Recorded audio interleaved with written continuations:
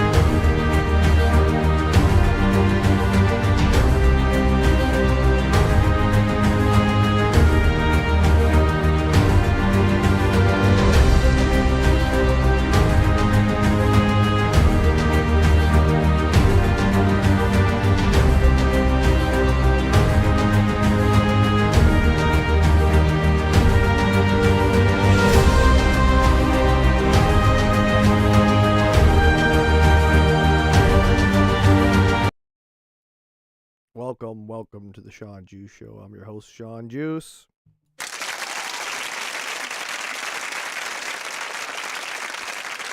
Thank you. Yeah, got a crazy show tonight. Damn, so many clips, too little time. It's like I need to do this almost every day.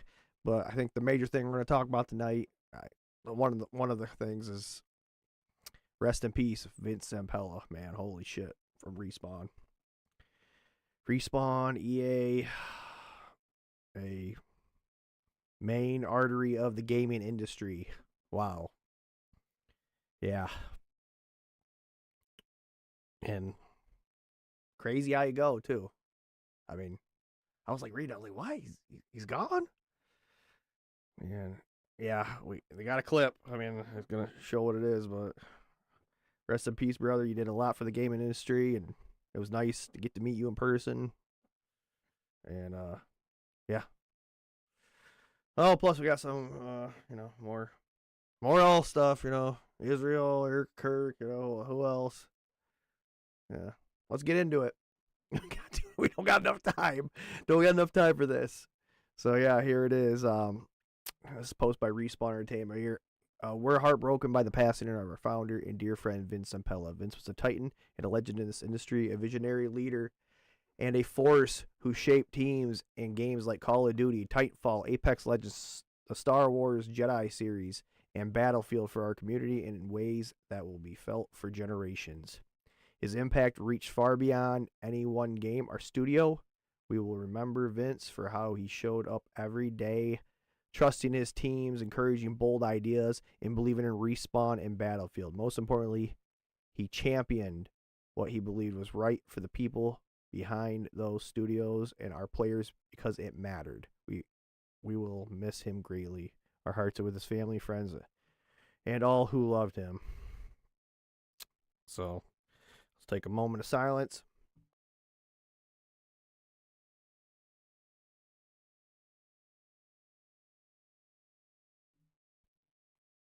All right, rest in peace, Vince. I'm going to share a couple of things I got. I'm kind of proud of. But, yeah. Hold on. I should probably, let's do here. We'll do this, and then, let me see here. Before we get into the main one, man, see here. Yeah, this is something I got. I don't know if you guys will be able to see this or not, but if you guys know anything, this is Titanfall. It's a poster of Titanfall, and it's signed by pretty much, I believe, the whole Respawn crew. I would think Vince has got to be on here. I just don't know his signature, to be honest with you. But unless he just didn't sign anything, I don't know. But yeah, this one's pretty cool. And I got a Titanfall 2 helmet signed by the devs also. And if you're wondering why that was, because I played that game for a long, long time. Practically I mean, once Titanfall came out, I played that game nonstop. It was probably one of the best FPS shooters you could ever play. So, anyways, here you go. We'll get back into this, and then yeah, you can see this. Here's a picture of me and Vince. This is down EA Play. I think it was 2016. Man, it was a long time ago. Very long time ago. And then I got here's another pic with a whole bunch of Titanfall players. There's Vince in the middle, a couple of Respawn dev right there, Tsunami, Unknown Soldier, My Hero Is Me. Yeah, it was a good time, man. It was a blast going to LA. Like, who the hell travels? I don't got money to travel, so I was like gaming, and they were like, "Yeah, you want to come down and play Titanfall 2?" I was like, "Heck yeah!" So, but now I guess okay, let's get into this. This is a clip that shows what happened. So.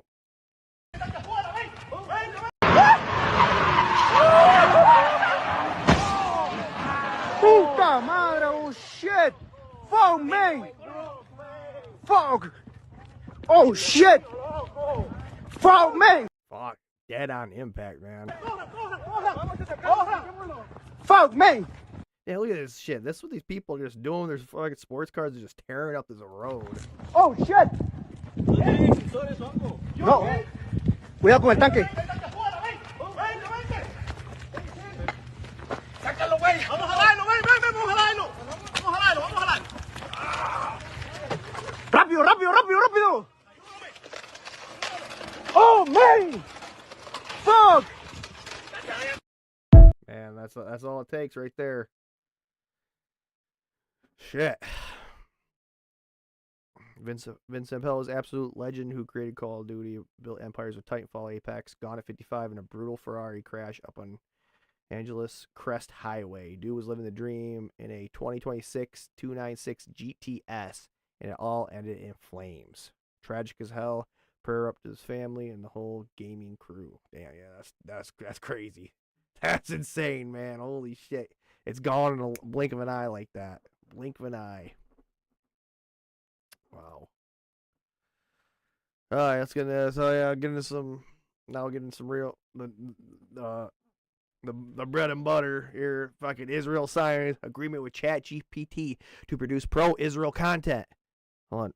You Jew motherfucker, you. Oh, okay. And then this guy's like, Grok, is this true? And then, no, there's no direct agreement between Israel. And then we'll get into this. Because you click on this and you start going down here. Remember this? Oh, hold on. Let's see here. Grok, is this true? I think they made it back up here. This is literally saying yes and no at the same time. I wonder if ChatGPT warned me when I said something bad about Israel. No, there's no direct. And then it starts getting in. The guy starts going in there more. Where is it at? Hold on, I had it up. Did you just take it down? You gotta be shitting me. Okay.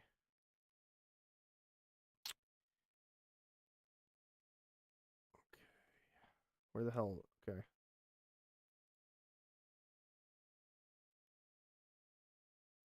What the heck? I think they removed it. There was some more because I know he was asked if it's true, and then show reply. Oh, there we go. Show replies. Okay, here we go. See, here's they tried to fool you. So there's no direct agreement between Israel and ChatGPT, OpenAI, blah blah blah. September 2025. Okay, which means a difference that makes no difference. Ultimately, I guess they're saying. Are they saying? What is it? I don't know what that means. You got an Israel flag, you got a swastika, controls ChatGPT either way.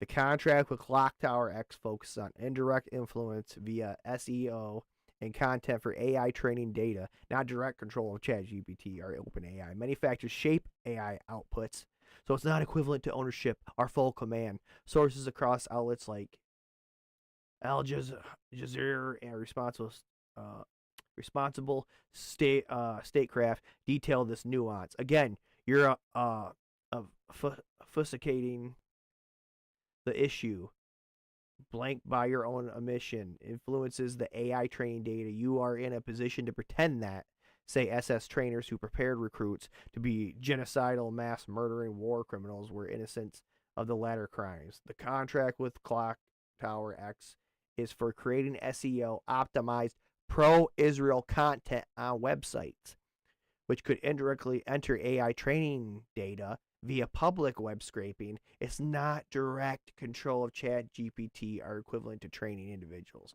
for specific actions. Yeah, I don't know. That's what it kind of sounds like.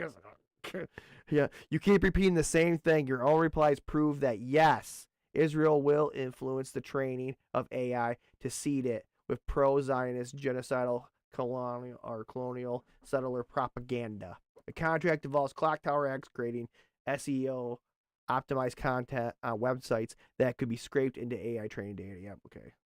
Yeah, I don't know. I think it pretty much sounds like they're doing pro-Israel content, fucking influencing ChatGPT. Okay, let's see what this is. Because I thought we were talking about AI, and data centers are a big talking point now, which I think, yeah. You either come out with clean energy, or you don't have tons of data centers until you figure it out. I mean, it's just simple like that. A way for sustainable energy. Cold fusion. Oh, but you had to go fucking X out a scientist, right? Let's see what this is. You know, there was how to steer AI to help workers, not just tech barons. I think it's a Washington Post article. I need to write these down so I don't blur the New York Times, Washington Post, Wall Street Journal. But a family, I think it was in Wyoming, had to spend over $100,000 on health insurance. Like, it's just a devastating, or no, I'm sorry. They made $100,000. They've spent $45,000 on health insurance. Oh, and let's go there. And it is Washington Post story, and it's just destroying them. But they're a middle class family, but they're going to get wiped out by health insurance. And this is happening. And the Republicans answer, and I'm not being partisan here. Republicans fighting it every step of the way, and they appear to be very proud of the fact that they're fighting every step of the way to make health insurance unaffordable. Well, some of them have realized the political consequence. This is why. Oh, are we back to health insurance? Really, guys? This is a fucking AI. Is this about AI or what is this? Because we all know fucking health insurance is not affordable. We all know that. We all know it's not getting any better. And they're going to keep using this thing of, oh, Democrats are going to push for better health insurance because Republicans are blah, blah, blah. Fuck you. It's all the same. You're all two wings of the same bird. It's all bullshit. We already understand now. It's all bullshit. Okay? Hakeem Jeffries, and he doesn't get enough credit, but he stood firm, and he said that we are going to make sure that we have an extension of the affordable tax credits. 4 Republicans actually signed the discharge petition on our side. They knew they were going to lose their seats. And this healthcare crisis... We're going to lose their seats. Oh, no, they better not lose their seats. The cost of living crisis is a wake-up call for Republicans. Look, my district in Silicon Valley, $18 trillion, right? It's 1/3 of the national stock market in 50... Yeah, I pay for health insurance every night. Or every month. Every paycheck, I don't fucking use it. And yet, just like my car insurance, I don't use it either. And then when you do try to use it, oh, we're going to deny. Fuck you. Miles. And Donald Trump spends all his time with these tech bros. I mean, every picture, these tech billionaires. He got into office railing against them. He said, look, what happened to Western Pennsylvania? What happened to Warren, Ohio? What happened to the working class? And now he's hanging out. And now figures American politics to be. We're usually on a lot of people who have abandoned American values, who don't have a college degree. And even if you want to have technology, and there's a lot of benefit to AI, you can't be so indifferent to what is happening to the working class and people around this country. And I think this idea that there's a group of people who have rigged the system, who have a different set of justice, is something that Oh, the guy sounds pretty fucking like he's got a smart head on his shoulder, to be honest with you. But it's fucking hard when you're a Democrat and you're a Republican. It's hard when you're fucking trying to believe either one of those. I just honestly do not believe that shit. Do not believe them. So, I don't know. Whatever. Okay. I'll repost it. Keep me on this. Okay, here we go. Republican Marjorie Taylor Greene. The interest on our $38 trillion national debt has now reached $1 trillion. But they are pitching a $112 billion plan to rebuild Gaza, with the U.S. supporting half of that in grants and debt guarantees. Are you kidding me? No! Of course they are clear.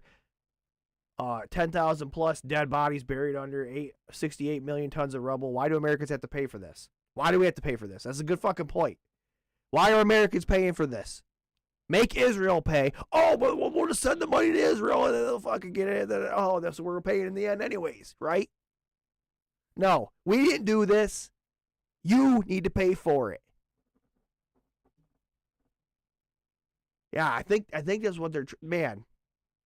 Oh, this guy. Oh, what's he say? What's he say here? They're setting up Gaza as a playground for the rich and famous in the new island, and will be completely protected by U.S. troops. The plan has been in the works since 10/7. Holy shit! Let's hear this. Well, part of the plan is the reconstruction, the building, rebuilding of Gaza. And you're builders. You've been in real estate. As you said, it's extremely complex. Tell us more about the plan and how much it's going to cost. Where's the money going to come from? And who's going to award the contracts? Oh, your buddies. So just give it to your buddies. That's how it works, right? Questions. You Jew motherfucker, you! Think it's going to cost a lot of money. What's a lot of money? You know, the Oh, yeah, I know how we can pay for this. Right out of fucking Congress's pockets. That's how we can pay for it. Right? That's all we need to do. Right there. estimates are in the $50 billion range. It might be a little bit less. It might be a little. Oh, $50 billion range. That's nothing for us. Oh, because it would just make all you peasants pay for it. Bit more.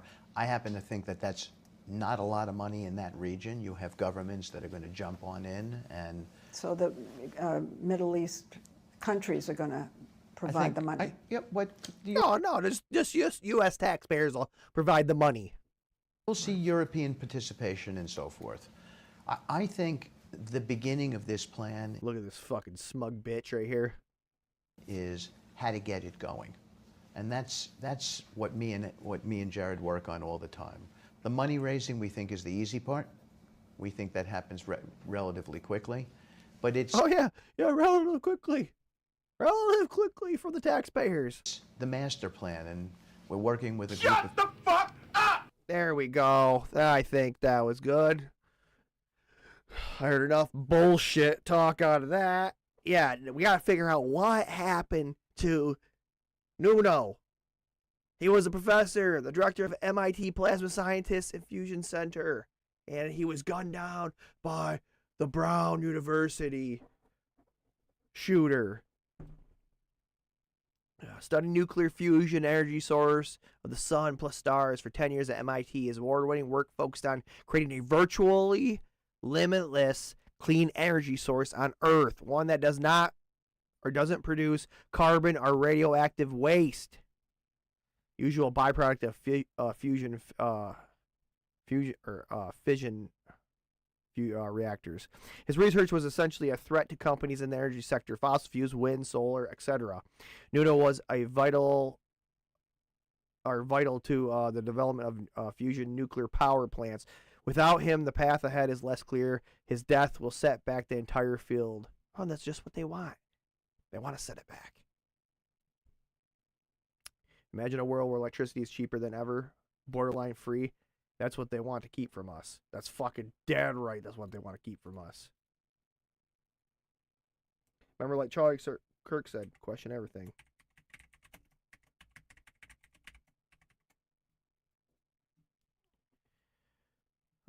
I like this guy. He's got some good insights on these posts he always makes. I don't know if you get to read this, but I'll read it out for you. So that's I always know, it's the rich dad guy, Robert Kiyosaki. I don't know if I said that right. I don't know how to say his last name because I haven't seen the commercials for fucking forever, since the 90s. In 2000, Saddam Hussein did something very few people paid attention to. He announced Iraq would be selling oil in euros, not U.S. dollars. 3 years later, the United States invaded Iraq. No weapons of mass destruction were ever found. But something else happened quietly. Iraq oil went right back to being priced in dollars. Most people call that a coincidence. I call it a lesson. In 2009, Gaddafi proposed something even more dangerous, a gold-backed African currency, the gold dinar. It would have allowed African nations to buy oil without using dollars. In 2011, NATO intervened in Libya for humanitarian reasons. Gaddafi was killed. The gold dinar disappeared. Libyan oil back to the dollars. Another coincidence? I'm noticing a pattern. Go back further. In 1971, President Nixon took the U.S. dollar off the gold standard. The dollar was no longer backed by gold, only a promise. By all historical logic, the dollar should have collapsed. It didn't. Why? Because 3 years later, Henry Kissinger cut a deal with Saudi Arabia. The deal was simple. Sell oil only in U.S. dollars, and the U.S. military would protect the regime. From that moment on, every country on earth needed dollars to buy energy. That wasn't free market economics. That was force-backed monetary policy, or more honestly, a protection racket. And it works as long as the military can enforce it. Watch what happens when countries challenge it. Russia demands rubles for natural gas, sanctions, escalation. Syria discusses pipelines priced outside the dollar system. Civil war intensifies. Pipeline never happens. Iran tries to sell oil outside the dollar. Decades of sanctions. I'm not saying these are good governments or bad governments. I think we could say they're bad governments. I mean, or maybe the bad government's holding them. Right? Oh, gosh. Not the people. It's always the fucking government's the problem. It's a weapon. Get cut off from SWIFT. You're locked out of global trade. Russia, Iran, Cuba, Venezuela, different politics, same outcome. They don't teach it in school because it's uncomfortable. But yeah, I mean, I was just thinking about that. Yeah, you got to think about all those situations, man. Yeah, and the real reasons that stuff happened, because it wasn't. It was on purpose. It wasn't just an accident. I got to try to think about this guy, Brian Johnson. The last Bitcoin halving is in 2140. I'm going to be here for that and make sure you are too. This guy, man, this guy. I mean, he does look pretty young. Like he takes so many fucking vitamins and stuff, crazy shit he does. But he's doing that every day to eventually achieve living forever. That's pretty much what he's going to do.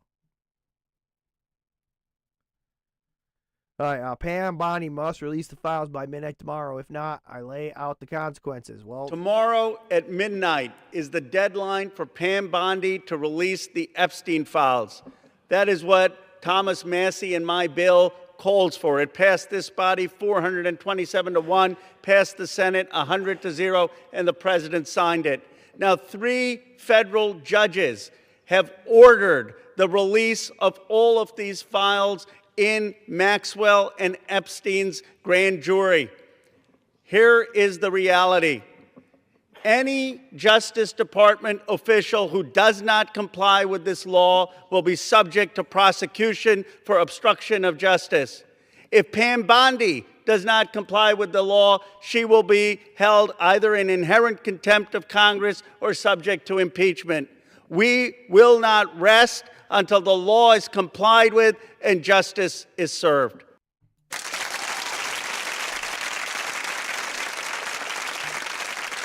I'm fucking liking that. That's what I'm talking about. I want to see people in suits in fucking handcuffs walking out of Congress. I want to see them. I want to see the FBI come in. I want to see them walk up, and then you're under arrest. Fucking, you're under arrest for being a pedophile or sex with a minor. And just start walking them out. And don't put them in the cushy jails that like Ghislaine Maxwell got. I mean, come on. Hold on. The biggest pedophile's pimp is she's in a cushy jail right now. We don't get to hear what she was talked about. I wonder why. I don't know, guys. If you're a big Trump supporter, I'm thinking that they're going to find some shit that you're not going to want to find. Unfortunately, it is what it is. This is a one big game, and we're not in it. We're just watching it be played. The world is a stage. Oh, we hear there will be another DOJ Epstein release this afternoon. Here's what Thomas Massey, survivors, and I want. The FBI witness interviews, which names other men, the Epstein emails seized from his computer, the 60-count draft indictment, and the 82-page prosecution memo. That's what we want. The DOJ must stop protecting rich and powerful men who were not charged are those who sabotage the prosecution. Yeah.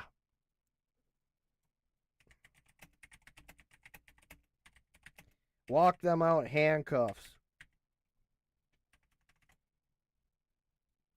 That's what I want to see. I want to see some fucking handcuffs. Breaking, the DOJ has 300 gigabytes worth of Epstein files in their possession. They have only released 2.5 gigabytes. What? That's it? I thought they were supposed to release everything. Hold on, what is this?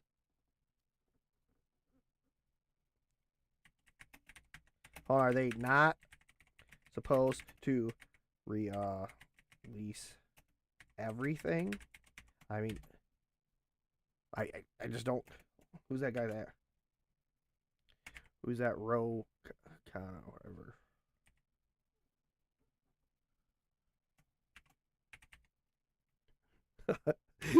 They wouldn't respond to me anyways, right? Hold on. Is that his? Representative. There we go. You always make sure there's a REP there. You always gotta make sure when you type in that REP. Okay.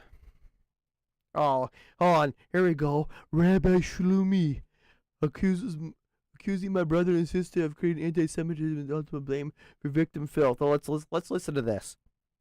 Hi everyone, it's open season on the Jews. The Rebbe taught us to spread light, and one of the ways you spread light is you got to fight the darkness. It's not enough. Yeah, there we go. That's what I heard right there.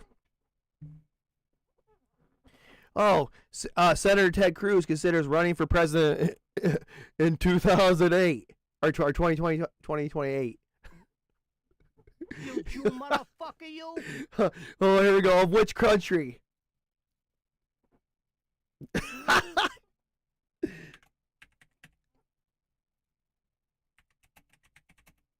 I'm just going to say which country.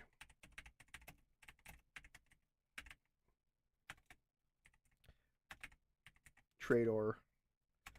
Fucking. He's a traitor.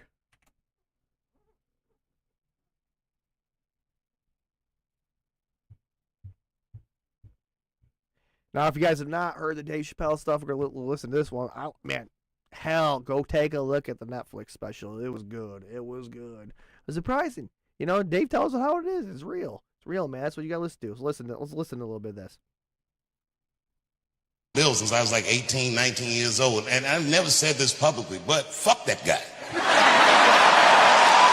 These motherfuckers act like because I did a comedy festival in Saudi Arabia, I somehow betrayed my principles. Well, no, I know I didn't. I know.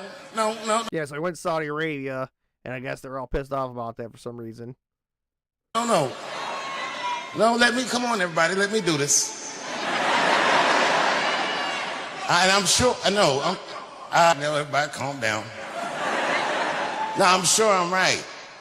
First of all, what did they say? They said, Saudi Arabia killed a journalist, and rest in peace, Jamal Khashoggi. I'm sorry that he got murdered in such a heinous fashion. Yeah, so that's why they're pissed off because Saudi Arabia murdered a journalist. I don't even know really much about Jamal Khashoggi, so I probably could look into it. But, and no buts, like, you know, period, and also, I mean, look, bro, Israel's killed 240 journalists. I cannot believe they let Netflix say that shit? Like, how do you let that put out Netflix, man? Oh my gosh. Dave Chappelle got some balls right here, man. Saying this to the world. Holy shit. And then you fast forward a little bit. Like, dude, and this gets crazy right here. Just in case, we need a code. It's got to be something that I can say so that if I say it, you know that these got me. And don't listen to nothing that I say after I say those words. But don't tell anybody what it is, but it's got to be something that, you know what I mean, that I would never say. Oh, I know what the code is. The code word is, I stand with Israel. Thank you very much, and good night.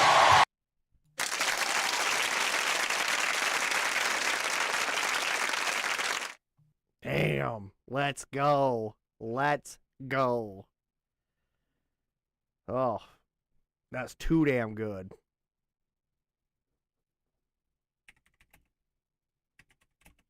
Too damn good. Okay. Serious question. What did he do? What did Dan Bonagino do at the FBI? Why is he leaving? Some speculate that it's because they wouldn't let him do what he wanted to do, and that he saw what was really going on, the undermining of the American people, the lack of credibility the FBI has, releasing false information about the death of Charlie Kirk. It's just terrible. Whatever. So, I mean, we'll see. I'm sure he's coming back to a show. I'm sure I'll have to hear it. So, oh, jeez. Oh, these guys, the comment section is so good. All right. Oh, she got a question for Erica Kirk. Let's listen to this question. Hey, Erica, what about the guys you dated before Charlie? I was here for 5 years. I never dated here because I saw Hold on. She dated other guys? vicariously through my roommate how terrible it was. You were proposed to by Charlie in 2020. You started dating him in 2018. And 3 years before that, you were dating this guy, Tyler Massey. I mean, you guys would do couples photo shoots. This is still online. And this is only 3 years before you started dating Charlie. He's in heaven. Yeah, and 2 years later, you were dating this guy, Cabot Phillips, and here he is posting you guys on his public page saying, yes, we're that couple who gets painting lessons together. Again, this is a year before you started dating Charlie, and well within the 5-year period you claim to have never dated anyone, but you were out here dissing your roommate for dating. I always thought it was very strange how she would go to drinks with one guy and then go to dinner with another. Somehow getting drinks was the replacement of having coffee and breakfast. I personally would rather have coffee or brunch with someone than going, I don't drink. I find it unproductive. And why are you here drinking and dating on a reality show that actually was filmed the year you met Charlie? So you obviously were dating. So I'm not understanding your timeline. I mean, you're talking to a guy here who's asking you out on a date and you're taking his number? And here you are on your date. I've honestly spent the majority of my life being one of the most sought-after bachelors. Oh, great. But I'm just really... What? Man, Erica Kirk's eyes are fucking crazy. Like, she looks like she's on something or killing, like she's the devil or something, man. I'm excited to spend some one-on-one time with Erica. I really... Like, that's a totally different person than the person we see now. I do like her, and I'm excited to get to know her a little bit more. Erica? Hello? I just want to understand how you so confidently lied to our faces when this footage was on national television, and you know the footage is out there. The pictures of your boyfriends that you dated are still public online. And even though the one photographer's whole page got wiped. Like, her whole page. You know that, but you still lie like this. Stop. Wait, isn't Cabot Phillips your ex-boyfriend? Why is he now the speaker of Turning Point USA? What? Holy shit. Leading speeches of how to lead like Charlie. What's going on, Erica? Stop. He's also the senior editor for the Daily Wire, the one outlet that your husband was having active beef with at the time, connected to Netanyahu. So stop. Right. So what else are you lying about? Because you're a liar. Point blank. Holy shit. Period. You are a liar. And we just proved that. So this is still publicly accessible on social media. And you lied about that. You also lied about dating, but you were on a reality show dating the same year you met Jesse. You know what I mean? What else are you lying about? Like bigger things? Are you lying about bigger things? Because this is small and you'd really easily, with like a straight face, you lie. So like, what, Holy shit.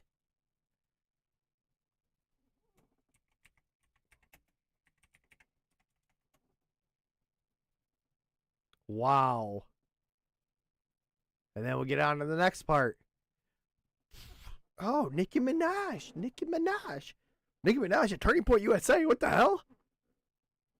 The way Nicki and Erica are having so much fun together. Love to see it. Imagine being the guy running on wanting to see trans kids. Haha, not even a trans adult would run on that. Normal adults wake up and think they want to see healthy, safe, Now, I heard, it wasn't Nicki Minaj like an FBI informant? happy kids. Not Gav. The Gav knocks. Gav not in. Gav out. Send in the next guy. I'm bored. I can't listen to these fucking rallies, man. It looks like a giant cult. Be honest with you, I can't listen to this shit. But the funny part is, oh, what's that? What's that? Nicki Minaj? Oh, what is this about? Oops. Hold on. Causing dads to leave the home. Hold on a second. I don't think that's a good role model for 18-year-old black girls. I don't. Who do you get your art from? It's what values are they putting forward? Who cares? I love this woman. She's an amazing woman. She has a soul and a heart for the Lord. And words are words, but I know her heart, and it doesn't even matter. And you say what you want to say because I know your heart. Minaj, Cardi B. Okay, Nicki Minaj is causing dads to leave the home. Hold on a second. I don't think that's a good role model for 18-year-old black girls. I don't. Who do you get your art from? Dang, but Erica says she doesn't care. I know who you are, what you say. It's all good. You can influence people at Turning Point. That's what we're trying to do. Hallelujah. Elon Musk says elite Western universities are far left indoctrinated camps where diversity of political thought is effectively banned. Oh, is it?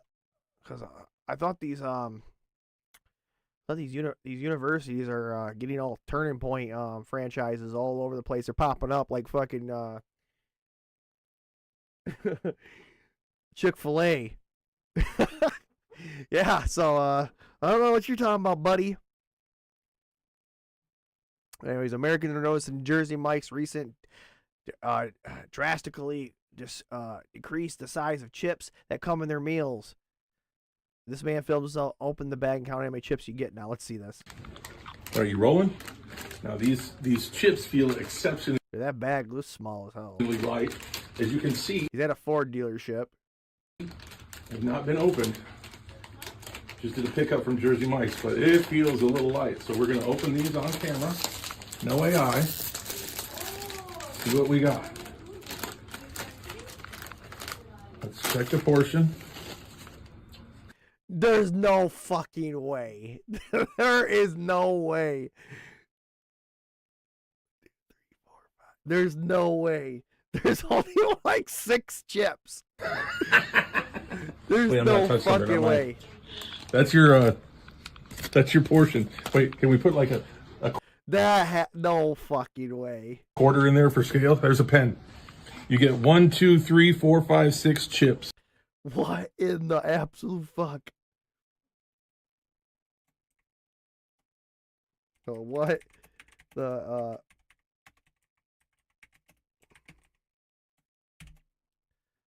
absolute fuck. Jersey Mike's. Gotta do that Jersey Mike's. And you know what I tell you it is? You know who owns them now? It's BlackRock, right? And you know what they're doing? You know what they like to do? They like to go into these companies. They get on the board, they buy them out, and then they short the hell out of them and just drain the company and let it go bankrupt and make a ton of money. Because that's what they're all about. BlackRock's making money. That's all they care about. BlackRock, Vanguard, State Street. That's all they care about. There we go. I just got fucking silenced. This is pretty sad. Documentary uncovers how Stanley was manipulated and exploited by his inner circle in the final years. I can imagine this is what happened to Biden. Now, are you ready to give a riveting speech? You're going to change lives. I thought I was finished with that. What do I have to do now? It's never over. You what? Dude, where is his family? Like, where? Who can you trust when you're that that old and that wealthy? I said I thought I was finished, but apparently I'm not. Look, once we're done, we'll get out of here. Now what do I do here? Same thing. Talk about you. We'll make some new questions. But I don't have the. Yes, you will. Yes. Yeah, that's fucking sad. Sad.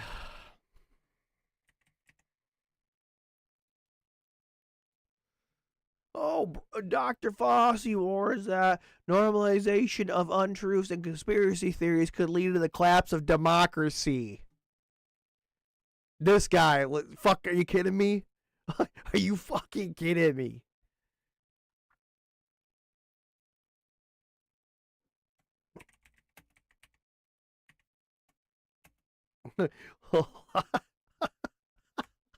Like this piece of shit has anything to say.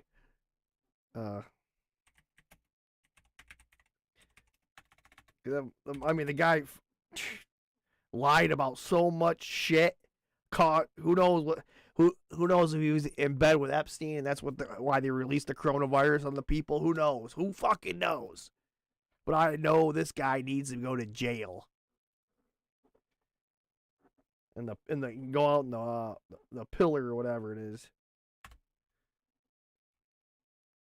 Has anything or on can say anything.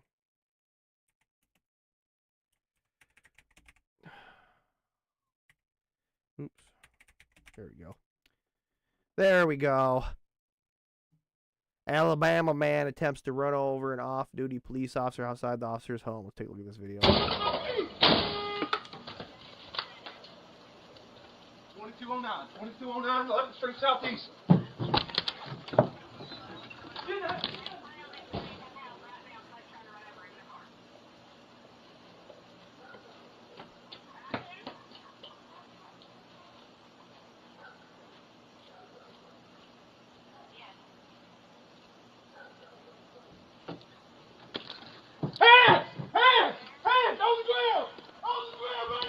Surprised the police officer doesn't. He's off duty. I'm surprised you're not carrying your weapon on you still. On the ground! Get on the ground right now! Get on the ground right now! Hands! Show me your hands! I will pop you right where you at!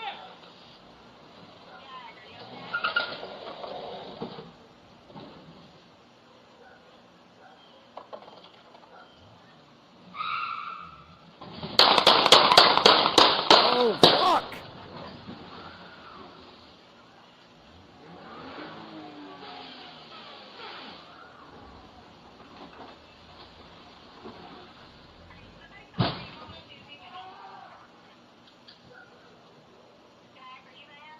Damn. That's crazy. Let's see here. Did we die? Man questions whether we quantum jumped into a broken reality. Okay, let's hear what he has to say. Let's hear. Did we die? I mean, just look at this world. Everything's on freaking repeat. Movies are on repeat.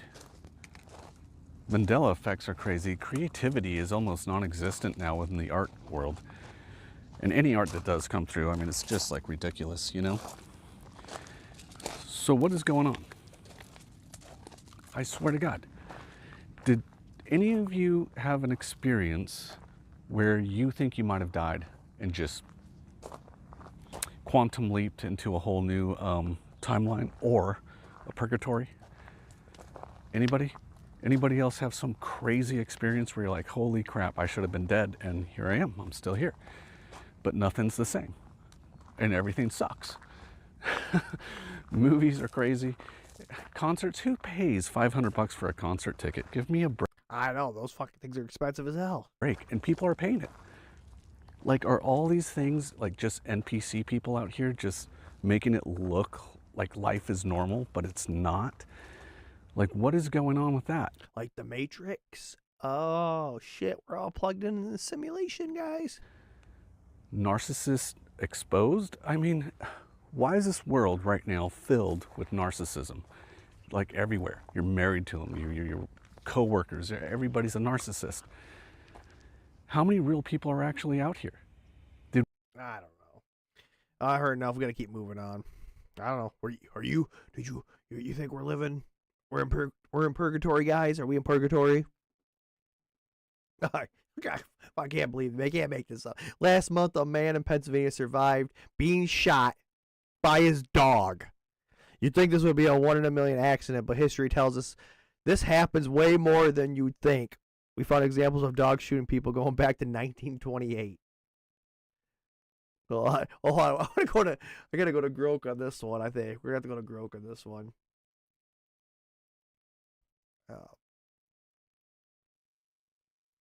Hey Grok, I was looking at a post and it says talking about a Pennsylvania man being was shot by his dog and he survived, but it happens more often than we think. Is that true?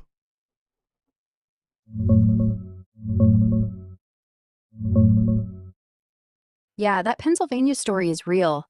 Just happened last month in November. A guy in Shillington was cleaning his shotgun, left it on the bed, dog jumped up, and boom, shot him in the back. He's recovering though. And yep, these dog-triggered shootings do pop up way more often than you'd expect. Not like every day, but there's usually 1 or 2 reported every year in the US, especially during hunting season, when guns are out around excited pups. Over the last decade or so, there have been at least 20-something cases, a couple even fatal. Super rare compared to other gun accidents, but definitely a thing that keeps happening. Moral of the story, never leave a loaded gun where Fido can play with it. Yeah, I mean, it makes sense. He jumps up on the bed. So, I mean, what I'm picturing is around the dog fucking boom somehow, but it just jumps up and accidents happen. So, yeah. Yeah, accidents do happen around the pups.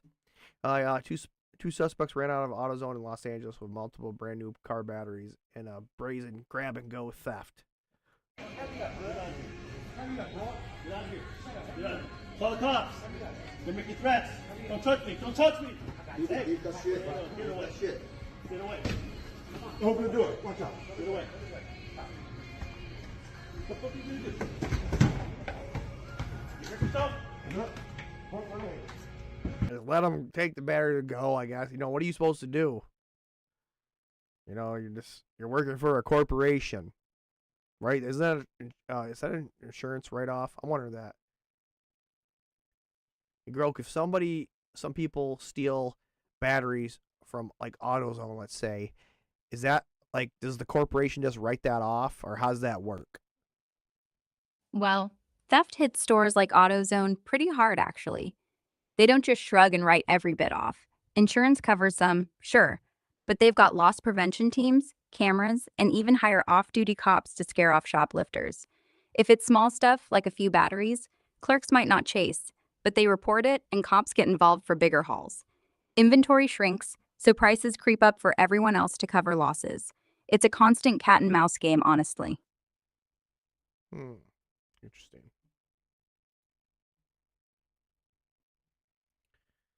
All right, I got a feel with this Miami driver. Miami driver finally snaps after cyclists block every lane.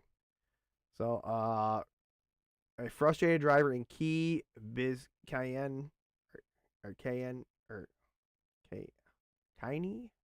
I don't know. I can't say that. I don't even know how to say that. Biscayne was caught on video driving into the grassy median after a large group of cyclists took over the roadway, blocking all lanes of traffic and bringing cars to a standstill.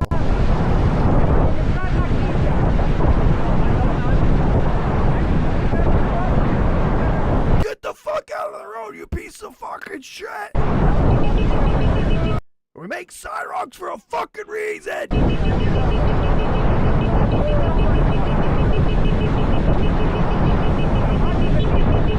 Oh, look at us, we're cyclists, we're so good!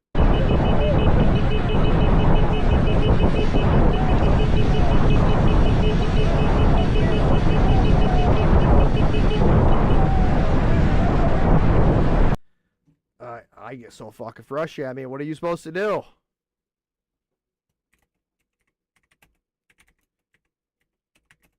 Oh, you know what they do? Oh, around my city, you know what happens is they don't do that. They just they fucking charge the citizens and fucking put a little strip down the road that nobody fucking uses, especially during the winter, and then we're forced to only deal with more congestion on the traffic lanes. That's what happens where we're at.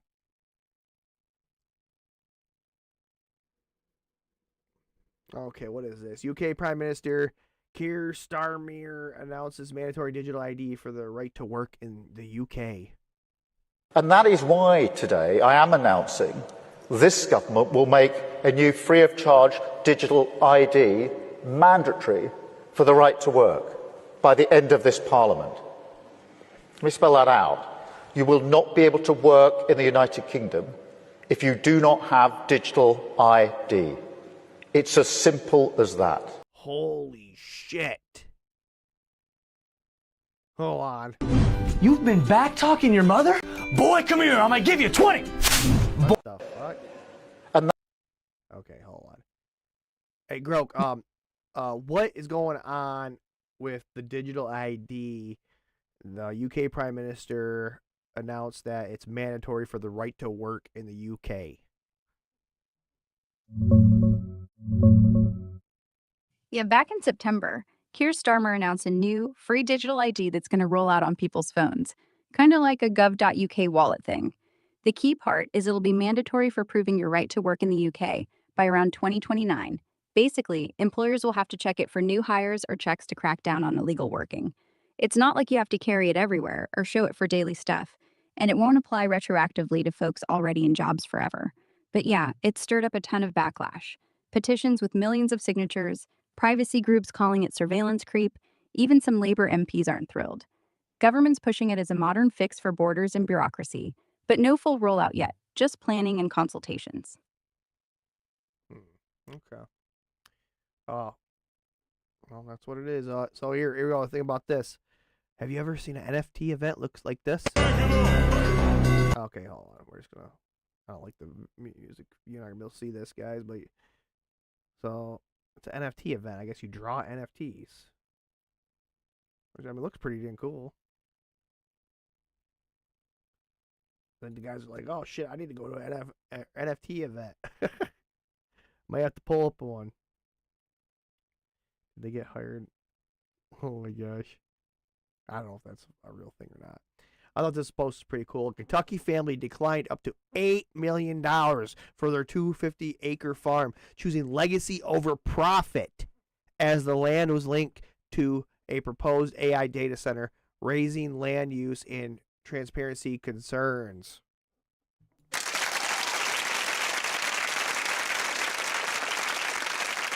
Let's fucking go. We need more of this. I think farmers in the future have to be a mandatory thing. Like, farmers should be almost like a government subsidy. Like, they should get help from the government, and it should be mandatory to have so many farms in your area that provide food for communities. Is what it is. That's how I believe. Because eventually AI is going to be doing it, right?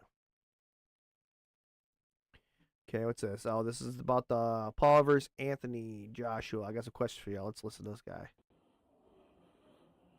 That Jake Paul Anthony Joshua fight, huh?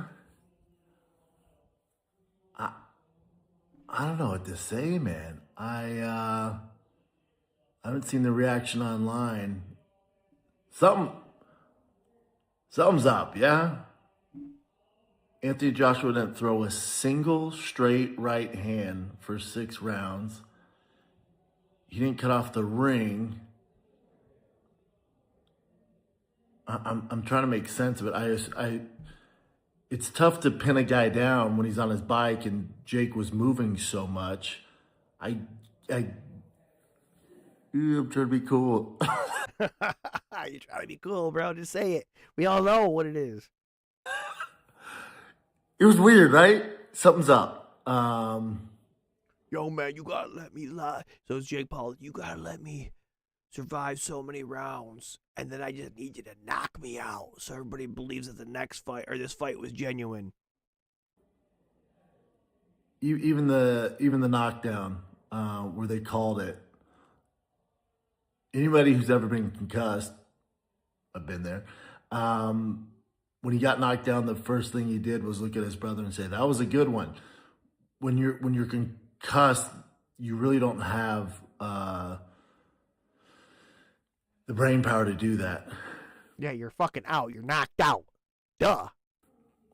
I don't know, man. It was disappointing. Super disappointing. Super. Well, I will never watch another Jake after fucking the Mike Tyson one. I don't care how old Mike Tyson was. I still think he would beat the brakes off of Jake Paul. And I think he threw it for an easy payday. Disappointing. Kudos to both those boys. Get your money. Get your bag, boy. Yeah, get your money. Fuck Jake Paul.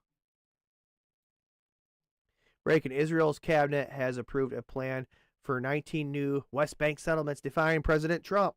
Oh, whoa.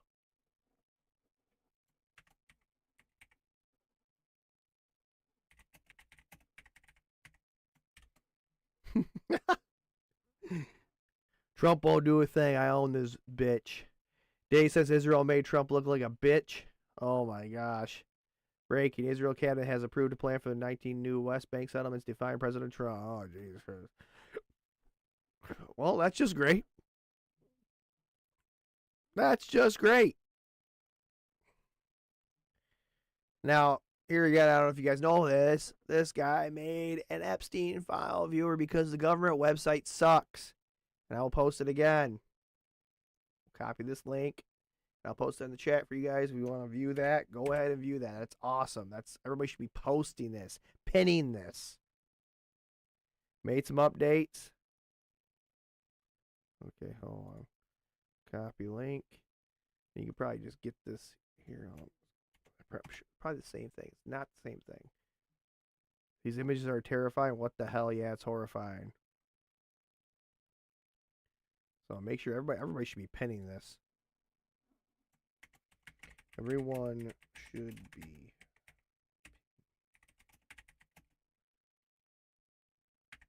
to their profile.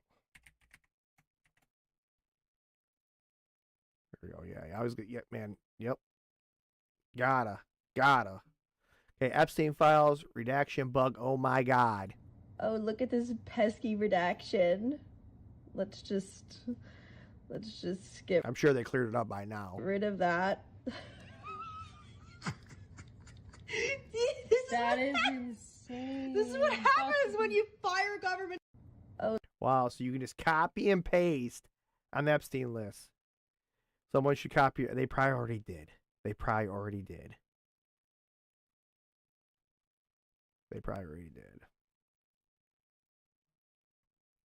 Okay, what it says: breaking. Stephen Colbert now the #1 suspect in the Epstein files. 97% chance he's in them. But yeah, you watch that one crazy ass video, man. That's pretty fucking sick and twisted. The one with the kid, man. Oh, this is the video right here. Oh gosh, I can't. It's fucking weird. Yeah, watch. Okay, watch this shit. See if you can stomach this.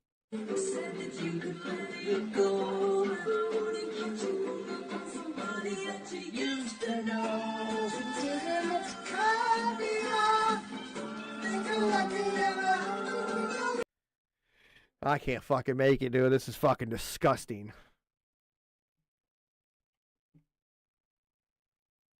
That's so fucked up.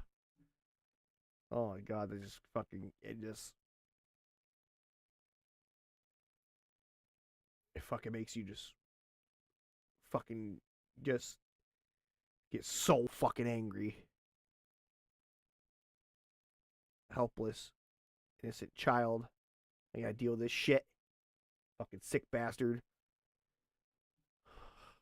I knew I'd never look at that motherfucker the same. Michael Jackson phone call is trending after Epstein files dropped. Let's hear this. I don't know if I should tell you this, but I don't know who may be listening. There may be a group of people that want to get rid of me.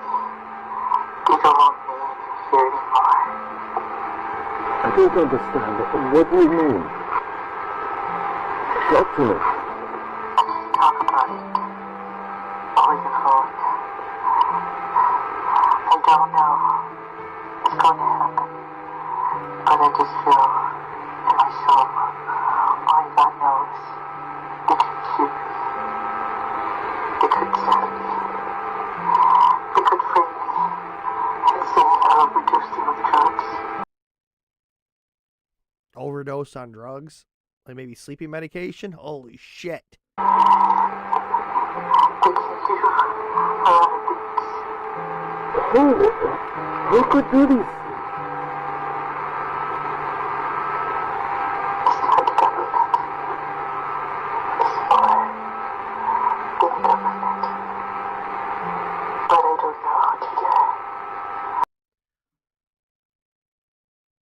What the fuck, man? If this is true, holy shit. I don't care. I don't even care my life anymore. I just want my children to be okay. Wow. Imagine like a crazy influence like Jeffrey Epstein talking to Michael Jackson. You will do what we say.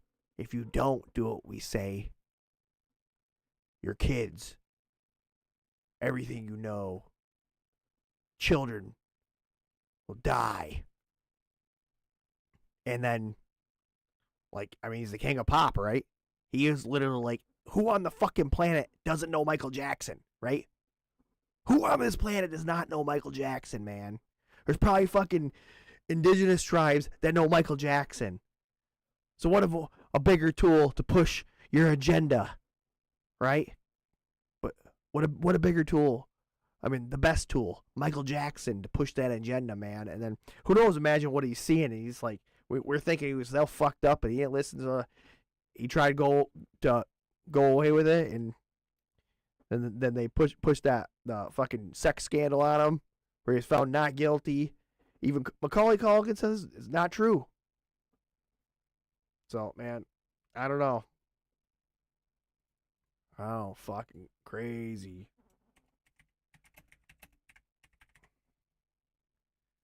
I mean, it explains a lot of stuff.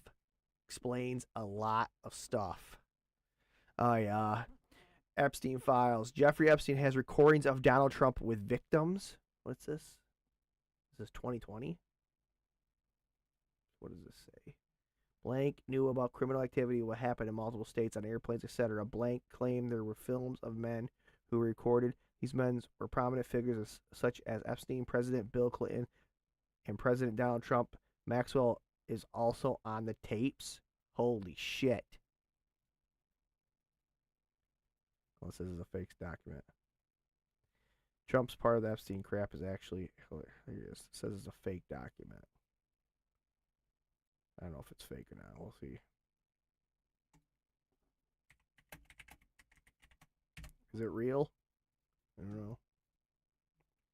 Woman in shock after Hershey Kisses won't melt in oven. Hard as a rock. Filming from her kitchen, a woman tried the most basic test imaginable. Put her Hershey Kisses in the oven and let them melt. They don't. What? You gotta fucking kidding me? Are you kidding me? I fear that the Hershey Kiss situation's getting worse. They're still not melting. They're just getting like condensation on them. Is this a science experiment? This is all that's happening. This is the most melted we're getting. Is it finally getting there? Or is it just, it's just getting like weird. Like, it's not even like, they're just getting like lumpy and like condensation-y. Like, I don't, they've been in the oven for so long. Like, I don't understand. I was just trying to do this quick while the baby was napping, a 5-10 minute ordeal, and here it's turned into 30 minutes. Let's put an M&M on one and see the situation. Nope, hard as a rock. Hard as a rock. How does that make any sense? Hang on. Hershey, I need you to explain yourself. This has been in the oven for half an hour. I'm so sorry. I'm scared to eat that. Why is it not melting? I don't understand, to be honest. The plastic and wax mixed with preservatives, this person's saying.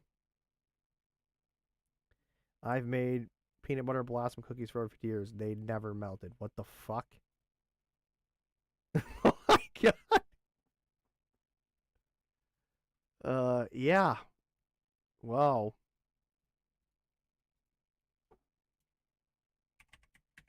Glad I stay away from this shit. I try to stay away from all types of fucking nasty chemical candies. I think my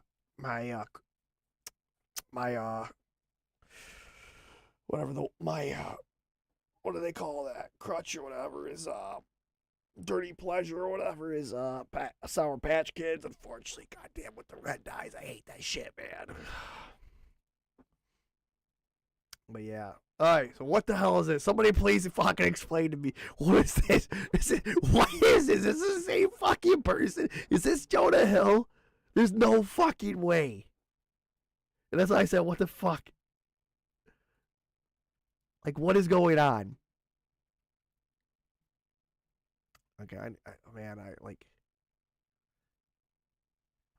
Groke, I gotta ask you a question. I got a post right now. It shows Jonah Hill bigger size, and like right now he's like looks totally different. Like he's really super skinny. Is this true? Is this like?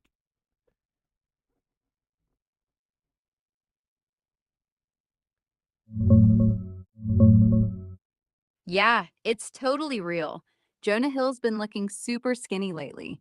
Back in October, he got photographed on the set of his new movie, Cut Off. And people were like, whoa, unrecognizable because he's way slimmer now. Plus, he had this blonde hair vibe going on.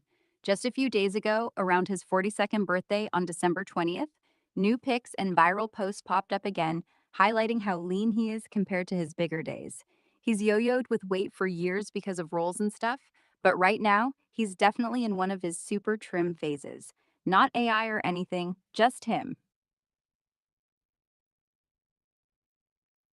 Holy shit. I just can't believe it, man. If you can't see this picture right now, you know what Jonah Hill looks like. You watched him, and I remember first watching him in Superbad. And now, like, Wolf of Wall Street.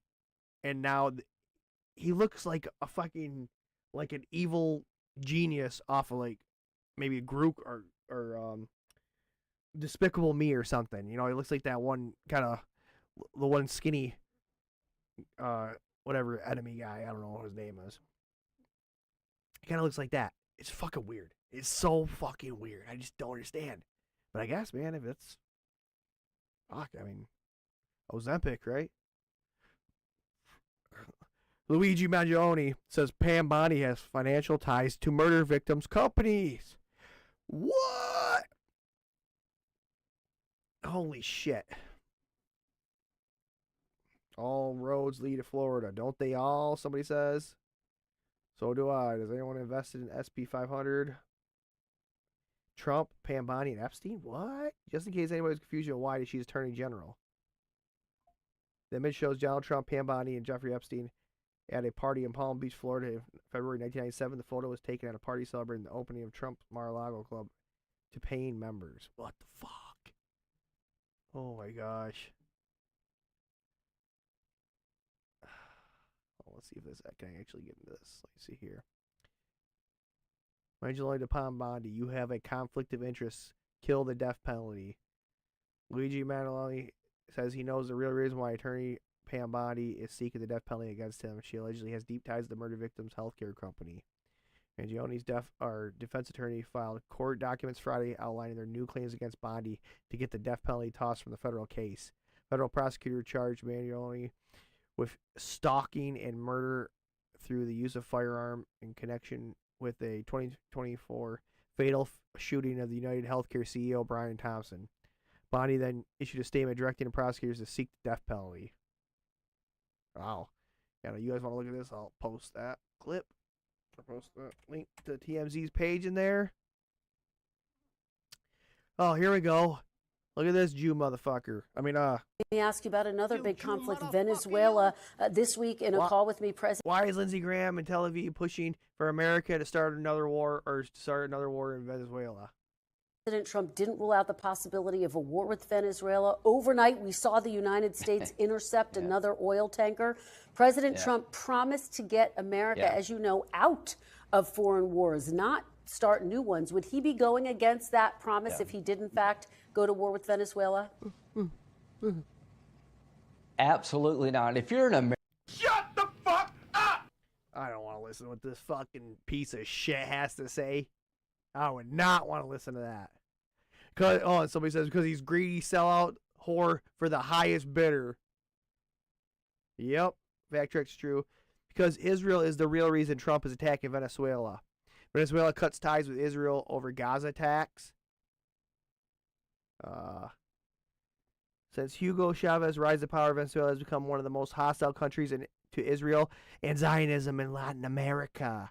His successors continue the anti-Israel line with even more intensity. Thus, Venezuela, which previously maintained warm relations with Israel and even purchased security technologies from it, became a center of hostile propaganda towards Zionism and the Jewish state. Oh, that fucking explains everything. That explains everything. Fuck, let me see here. I'm gonna quote this.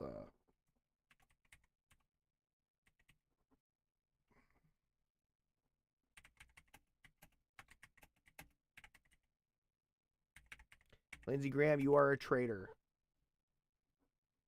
to your country.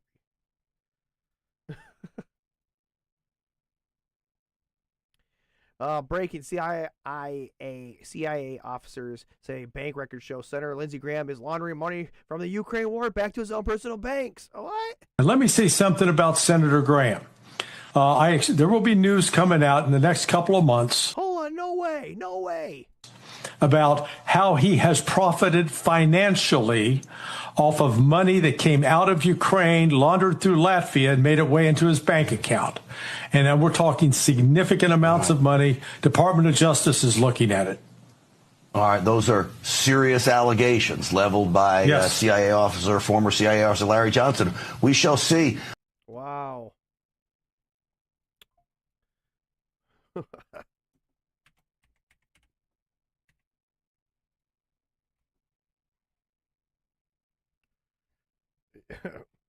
Fucking we're fucking. I don't even know what to say.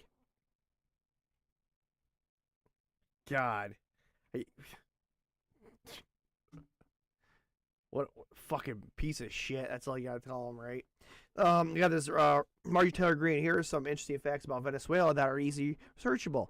Venezuela is a predominantly Catholic country with very strong laws against abortion, with the exception of being against abortion. Whoa, we should have Republicans pushing this fucking Venezuela. With the exception of being the life of the mother, Maduro has been critical of Israel, calling it a genocide in Gaza and against Zionism. Maduro's position, Maria Corina Machado, is a strong supporter of Israel and wants to restore strong relations with Israel. She is more left-leaning on abortion and LGBTQ issues. Most Americans I talk to are not buying that this is really about drugs and sanctioned oil takers. Well, no shit. It's not about social issues. Sorry, tongue-tied. It's not about social issues. I just added that to highlight some differences between the two leaders. People voted in 2024 against foreign intervention and foreign regime change, as we have seen far too many times how that's turned out, and it's not good. The people are sick of it.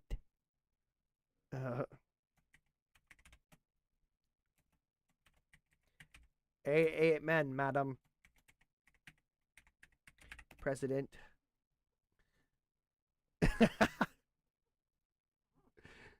Let's see here. You're not going to fucking believe this. I have full insurance. Stayed in network, did everything right. He went in for routine blood work. Nothing special, nothing optional. Then the bill hit $12,315. Health insurers are greedy parasites. People are not going to fucking believe this. Just yesterday, I made a video saying that we should have had Medicare for all in this country 80 goddamn years ago. And the only reason we don't is because every single one of our health insurers are greedy, blood-sucking fucking parasites. Well, just this morning, I woke up to an email from my health insurer, Anthem Blue Cross Blue Shield. In that email was an explanation of benefits saying that I owe $12,000 for some lab work I had done back in September. Now, it's true, in September, I had a doctor's appointment, and when I made that appointment, I was very careful to choose a doctor that was in network at a place that was in network. During that appointment, they said, hey, do you want to do some lab work? I said, yes. I thought it was fucking part of it. No one explained that it was going to cost me $12,000 to get this lab work done, and the lab that they used to do that lab work was apparently not in network. And now I owe $12,000. All right. For 12 grand, I could fly to Paris, get the lab work done, spend 3 months in Paris doing whatever it is Parisians do, eating baguettes and sighing non-committally, I guess, and then come back to the United States. This entire country fucking sucks. Everything about it is a goddamn con designed to take money out of your wallet and put it into the wallets of people who are vastly more wealthy than you could ever goddamn imagine. Let's fucking go. Wow. Hell yeah. People are not gonna speak the truth. Gonna fucking believe this. Just yeah. I almost want to listen to this again because it's so fucking true. It's literally so fucking true. Okay, I gotta listen to it again. Fuck yesterday, I made a video saying that we should have had Medicare for all in this country 80 goddamn years ago. And the only reason we don't is because every single one of our health insurers are greedy, blood-sucking fucking parasites. Well, just this morning, I woke up to an email from my health insurer, Anthem Blue Cross Blue Shield. In that email was an explanation of benefits saying that I owe $12,000 for some lab work I had done back in September. Now, it's true, in September, I had a doctor's appointment, and when I made that appointment, I was very careful to choose a doctor that was in network at a place that was in network. During that appointment, they said, hey, do you want to do some lab work? I said, yes. I thought it was fucking part of it. No one explained that it was going to cost me $12,000 to get this lab work done, and the lab that they used to do that lab work was apparently not in network.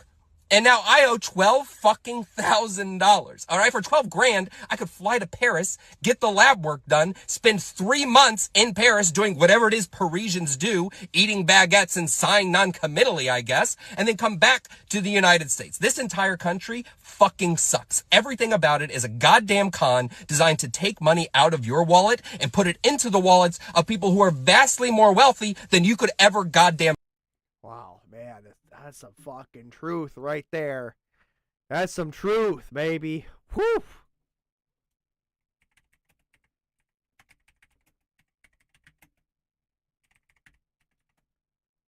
Truth feels good. I didn't fucking Groke. I gotta ask Groke here. Hey, Groke, why would a routine blood work cost $12,000?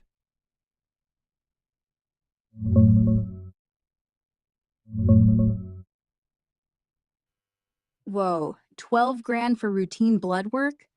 That's classic US healthcare nonsense, but it happens all the time. Here's the deal. If the blood draw or labs get done at a hospital, even outpatient, instead of a cheap spot like Quest or LabCorp, they slap on massive facility fees and use their insane chargemaster prices. The sticker price before insurance negotiates it way down. What should cost a couple $100 suddenly balloons to $9,000 or $12,000 on the bill. Insurance knocks it to like $1,000 or less, or zero if you're covered. But if you're uninsured, high deductible, or there's a glitch, you get stuck with a nightmare amount. Seen tons of stories exactly like that. Total scam. Damn, so they knock, so it can come in at 12, but they knock it down to 1,000, but then yet, this is why we're fucking at the pace such fucking high insurance rates. It's because of this fucking bullshit.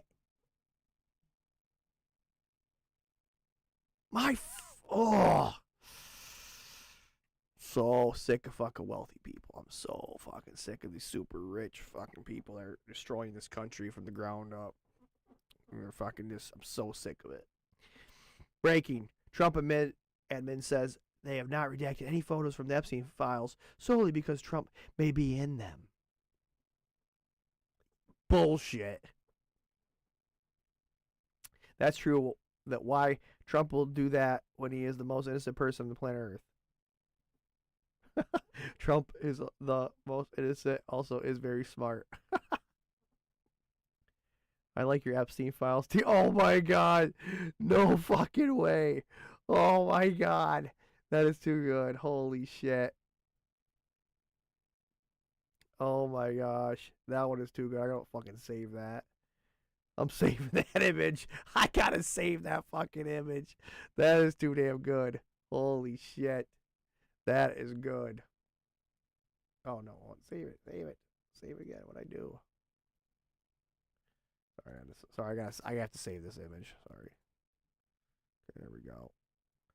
All right, California blacked out by dense fog podcast. I remember talking about this. Podcasters say this isn't weather, it's cover. Oh, let's hear this. I think they're moving something. Okay. Right over our head. We can't see anything. We don't get fog inland like where we live. Occasionally, maybe once a year. The last week, it's like I live in fucking, I don't know what Maine is like, but I imagine Maine is foggy. And I then, in the group chat Discord, people were talking about San Jose and Central Valley. So then I Google it. The whole fucking state has deep, deep fog. So you think there's a conspiracy on why fog is coming before Christmas? Yeah, I think they're moving something. Moving what, though? Aliens? Maybe. UFOs? Okay. You cannot see anything. No, you can't. It's a good kind of way to distract the population. I just don't believe. What is this fog? This is bullshit. So, I mean, I'm not the weatherman. You can't even see the stoplight. What an incredible way to do anything you want. And it may not even be over our head. It could be in the street. Like all of a sudden. Radiation fog. It's disgusting. Yeah, what are they moving? What did they move? 99% of the time the fog is just fog, bro. It must be very tired. It must be very tiring living like that, classifying everything you cannot precisely as a conspiracy. Die. Fog is fog, but the vibes.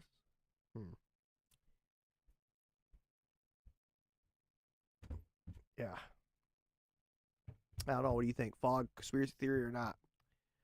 Thomas Massey, government lies are getting clobbered by community notes, and I'm here for it. So, U.S. Department of Justice, photos and other materials will be continued reviewed and redacted consistently with the law in an abundance of caution as we receive additional information.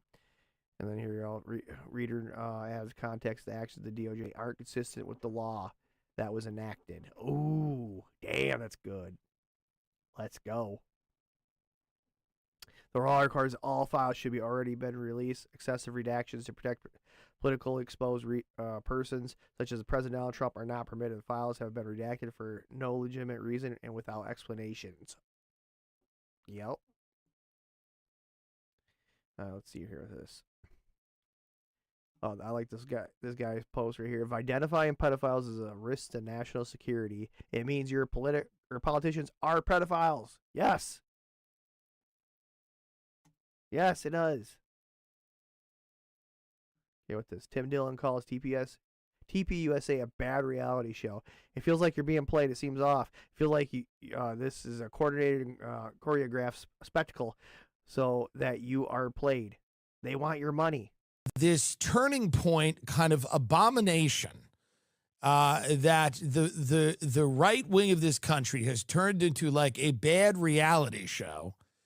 And it's all of the fault of everyone, by the way. It's the fault of everyone speaking and everyone attending. And there's nobody that gets everything about this is weird and uncomfortable for everyone.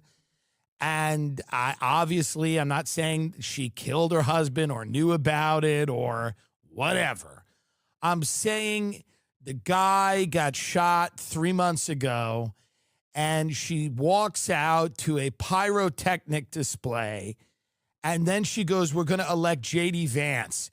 It's weird that that's where her head is at. It's difficult for many people to relate to. No, he's fucking 100% right. That is truly, like, your husband was assassinated. assassinated. And yet you're like, Charlie Kirk was assassinated. Let's elect J.D. Vance. Let's go. America. What the fuck are you talking about, woman? Your husband was just assassinated. What are you talking about? Would you even say that? I forgave him. Hold on. I'm gonna wipe that eye. Wipe the tear out of that eye. It's not relatable for people that talked about how Hollywood isn't relatable and Hollywood is out of touch. This looks a lot like Hollywood to most people. And to go out through a stream of fireworks and sparklers and stand there in a glittering pantsuit and talk about electing J.D. Vance 3 months after your husband was killed, many people feel that there is something off about that. And we're starting to see that political people are the exact same thing as the Hollywood elites that they all love to dunk on. And we all look at this. This is Megan Thee Stallion twerking at the Kamala rally. This is deeply unsettling to a lot of people. It feels like you're being played. You feel it. It seems off.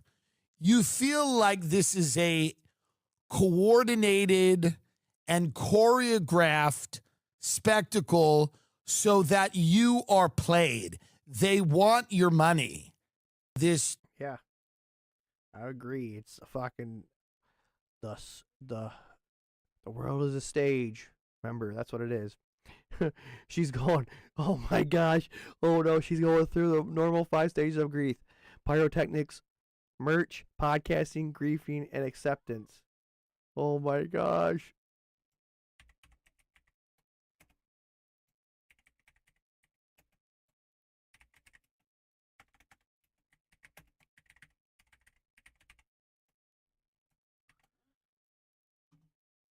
Yep.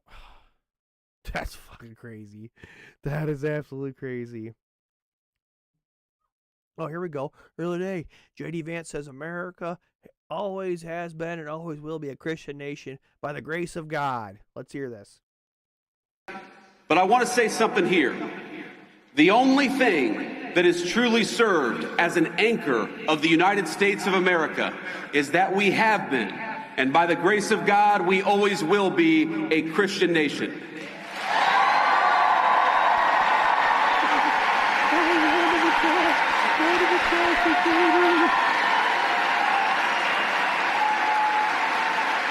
It's like these fucking people are all getting mind controlled. Like they're literally just fucking sheeple. They're literally just sheep.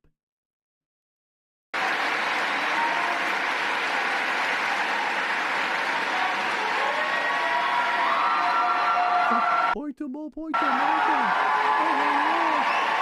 Let's be president next time, guys. We're going to get a great job for America. Now, I want to be explicit because, of course, the fake news media will twist everything that I say. I'm not saying... Oh, they'll twist everything you'll say. Oh, okay. Do you feel about them the same way I do? I'm not saying you have to be a Christian to be an American. Oh, you're not, bud?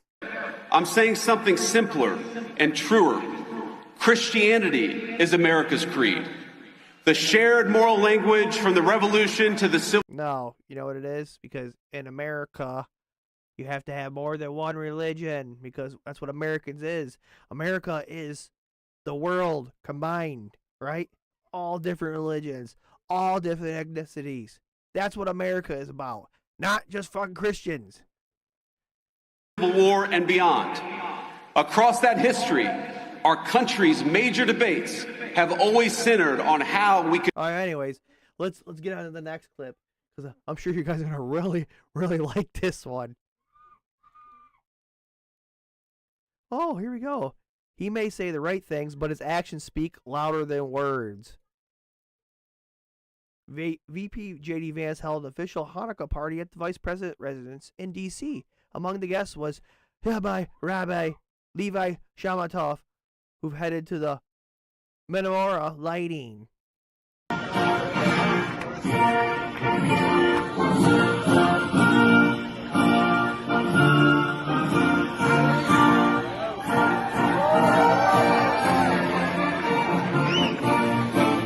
Oh, JD, I guess we see where your real alliance stands.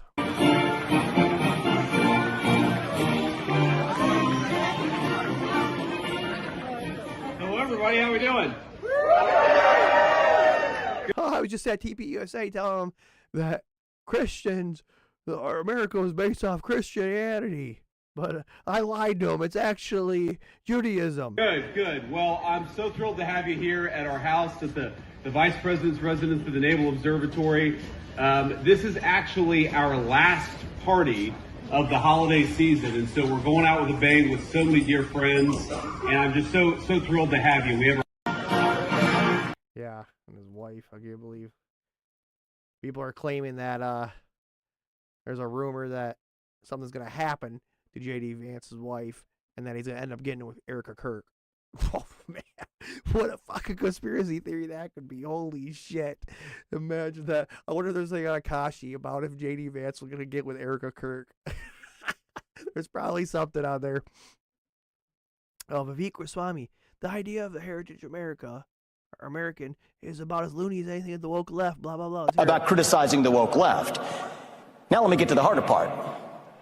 There's a different vision of American identity that's emergent in certain corridors of the online right. And it says that your identity as an American is based on your lineage.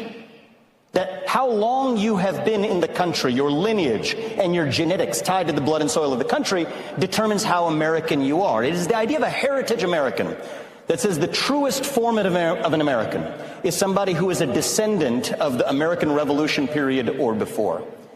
And I will tell you, this idea of the... Well, who started the Heritage Foundation?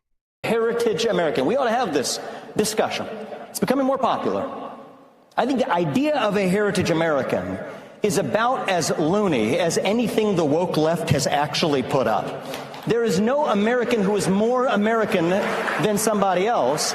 The American quality, it's not like the left, they believe in this non-binary stuff. There's no non-binary American. It is binary. Either you're an American or you're not. And you think about it, I could prove this to you. Thank you. I'll take some applause on that. If you really believe in this idea, think about where it leads you. Leads you to believe that Donald Trump is less of an American than Joe Biden because Donald Trump's mother was an immigrant and his grandfather was an immigrant. That doesn't make any sense.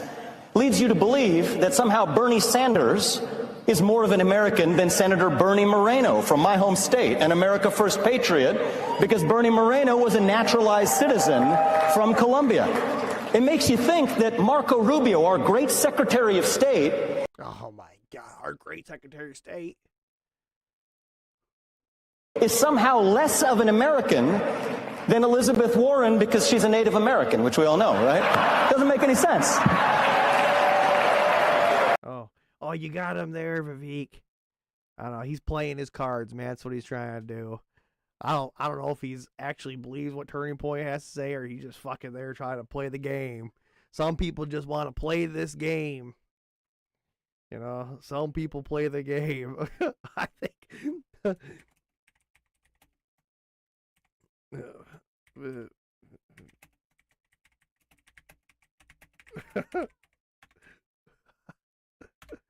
Too good. Fuck, it's like it's the game and they're playing it. Okay, well, here's Americans, yeah, okay. Oh, speaking of that, guess what happened during the Turning Point USA conference? Once again, Grindr's servers reportedly couldn't handle the load at another big MAGA event. Is this fucking true? Another MAGA confab, another reported Grindr outage. This past weekend, Turning Point USA held its annual America Fest event in Phoenix, Arizona. The gaudy affair featured numerous low points, including J.D. Vance displaying his Darth charisma with racial jokes and trite remarks about white people no longer needing to apologize for their skin color, something that's never happened. For many queer people, the nadir arrived Saturday when Nicki Minaj doubled down on her MAGA heel turn and played a transphobic patty cake with Erica Hurt. This was one time offering riffs of super bass sparked excitement among the girls, gals, and theys. Now sparked the scorn and more than a few eye rolls. Just like the closet cases on Grindr who appeared to be Nicki's new fans, the Bang Bang singer has devolved from embracing out and proud of wrapping her arms around the self-hate crowd. Just like the Charlie Kirk's public memorial service, there were reported Grindr outages across Phoenix area this past weekend. Just as America Fest was reaching its sad climax, the most severe disruptions were tallied on Friday afternoon. There's a disturbing history of Grindr crashing on GOP events where there were reported outages at the 2024 Republican National Convention, which was dubbed the notorious Hookup Apps Super Bowl. As mentioned, there was also apparent service interruption at Kirk's service in September where 200,000 MAGA diehards convened to mourn the slain podcaster. Is Grindr actually crashing? We met reports of Grindr outrages at Republican events seem suspicious because it's too on the nose. Repressed MAGA men flocking to Turning Point event, promptly shutting down a gay hookup app. You gotta be kidding me. I gotta see this. At Grindr, that appears to be the attitude. The company didn't record any outages this weekend on the status page, and has previously denied similar alleged flare-ups. Okay, hold on. I gotta see. We gotta go to Grok here. Is this actually fucking true? Hold on. We're going to Grok here. We gotta go to Grok here. Is this fucking true? Hey, Grok, I'm reading some article about Grindr crashing during the America Fest.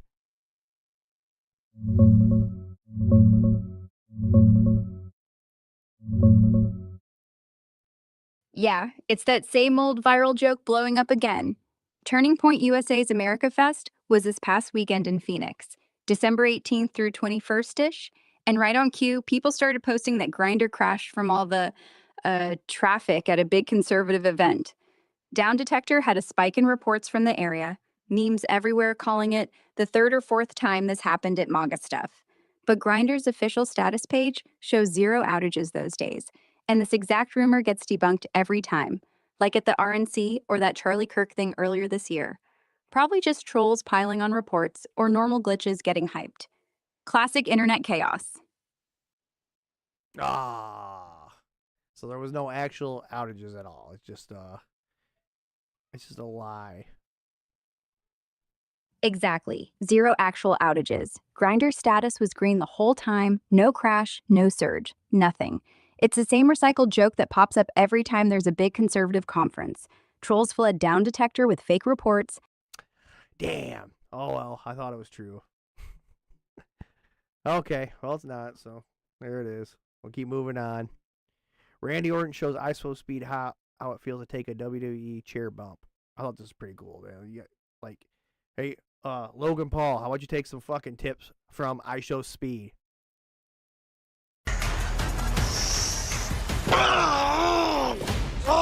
Wasn't too bad. Been keeping them elbows out.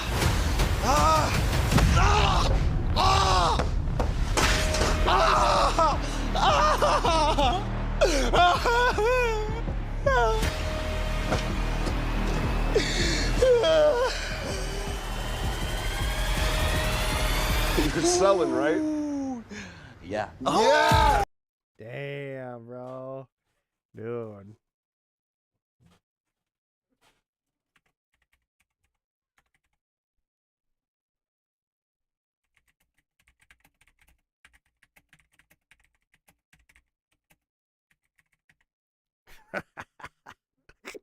How about you take some tips from Speed?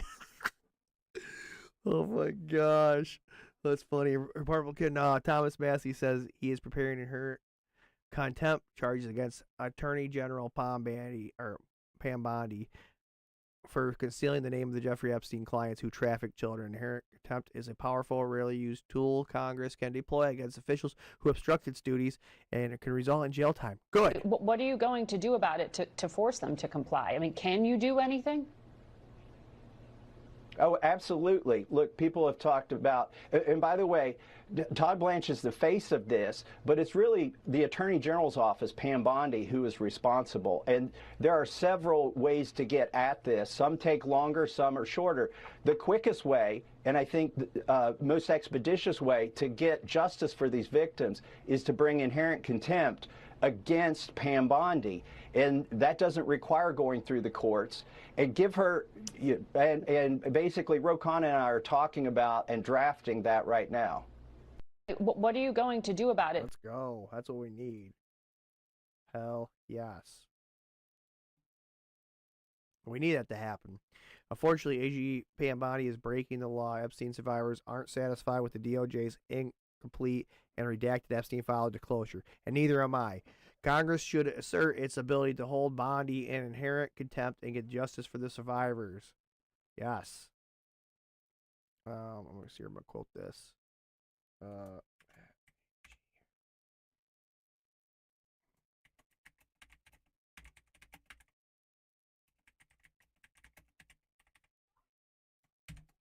You going to take the fall? Man goes for a jog in Santa Monica, counts 83 homeless people in minutes. Beautiful morning in Santa Monica, just about to go for a run. Let's just see how many homeless people we run into. We're about 10 seconds into it. We got another one.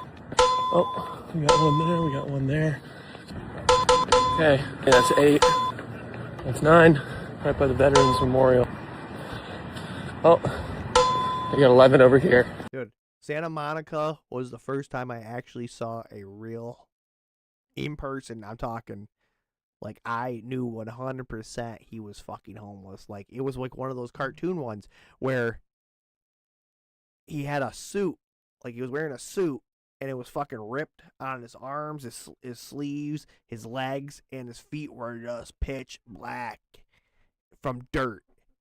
It was insane. Yeah, 12, 13, 14. If you got a suitcase and you're walking, I'm sorry, you didn't just come from 36 back there. 4, 65, 66, 67, 74, 75, 76. As fast as Los Angeles. Hey, but let's send more money to Israel, right? Fuck it. There we go. I know how to solve this.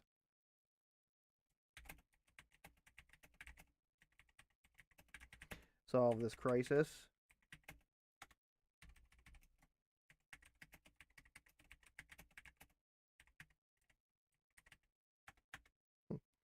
Israel.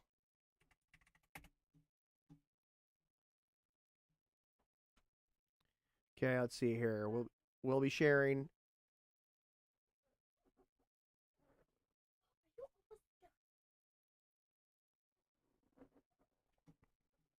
All right. My company Blueprint is now species level goal of helping humanity achieve immortality by 2039.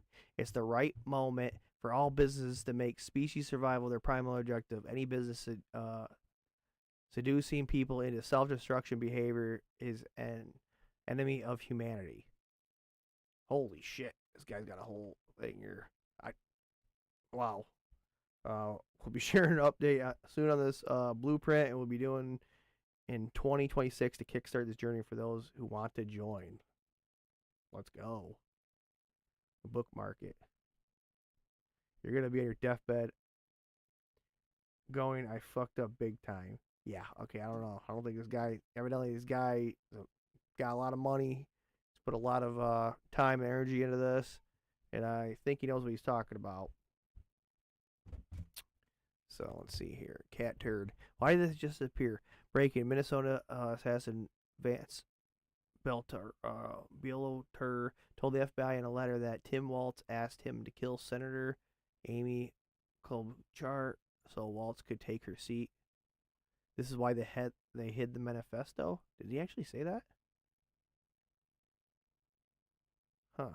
5 days before the Minnesota representative Melissa Hartman and her husband were murdered by Vance, She had voted to remove illegal aliens from Minnesota welfare system, thus ending the fraudulent arm pumping millions into the corrupt theft ring, primarily benefiting Somalians.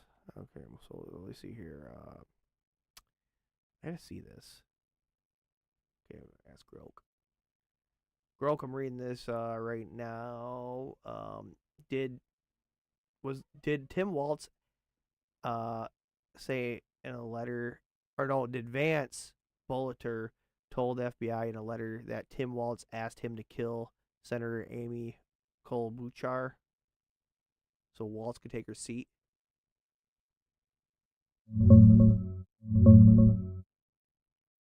Nah, total BS.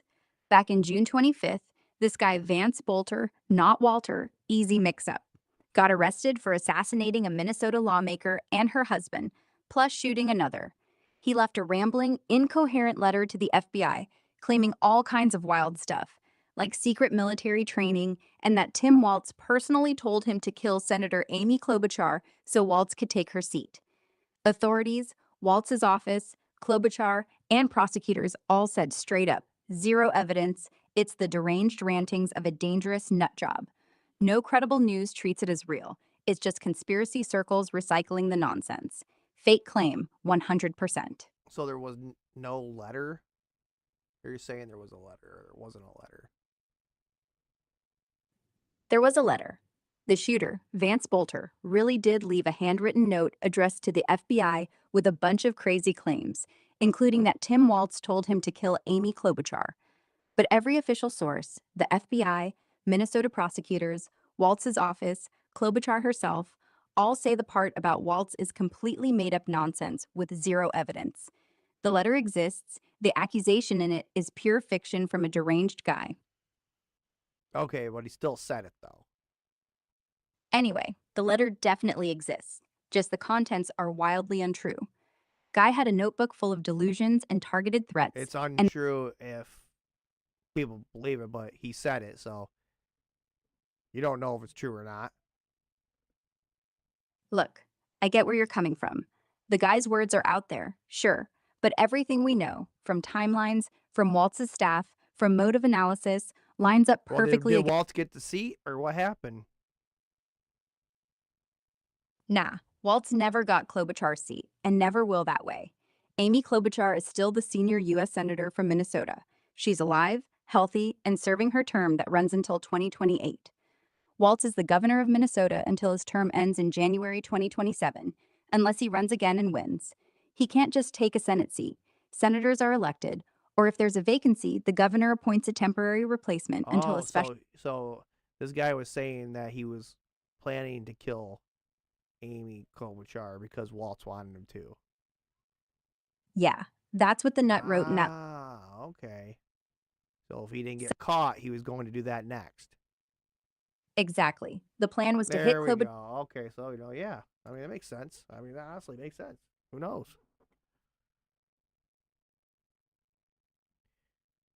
I don't know. You guys think what you want to think. Right? That's...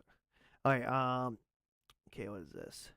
My message to American Fest, I'm sick of division. I'm calling it out. I disavow it. Your fucking definition of division. Oh my gosh, this is fucking hilarious. Turning point.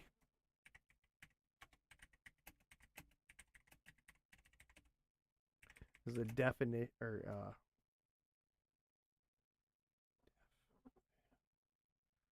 definition of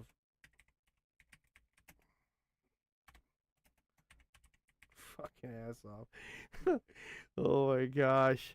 Benny, we're not gonna believe you're Benny, we're not gonna roll over and be okay with this bullshit for the sake of unity against the left. Trump and his admin are just as corrupt as they are.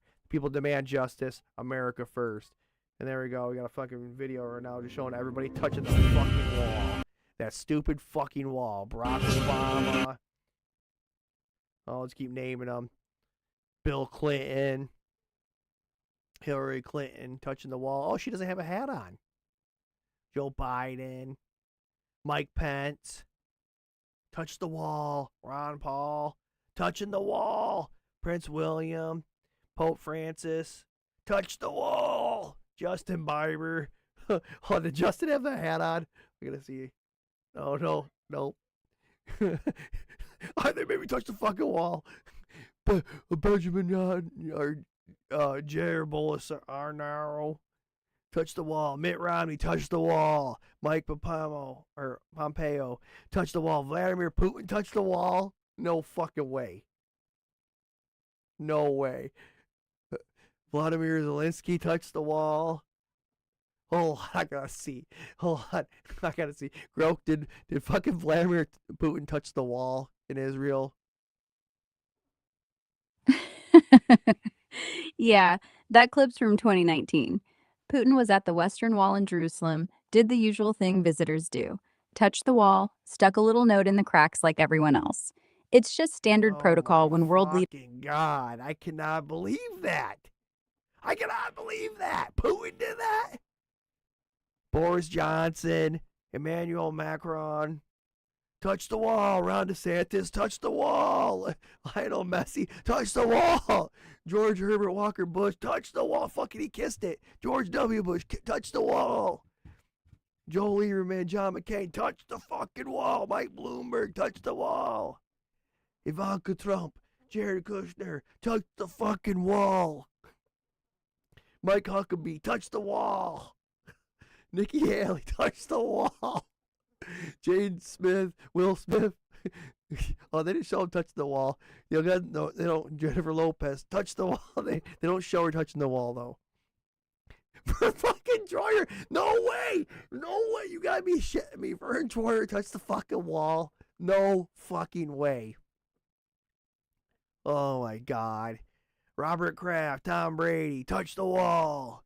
Ronnie Coleman, touch the wall. Ben Stiller, touch the wall. Ted Cruz, you fucking bastard.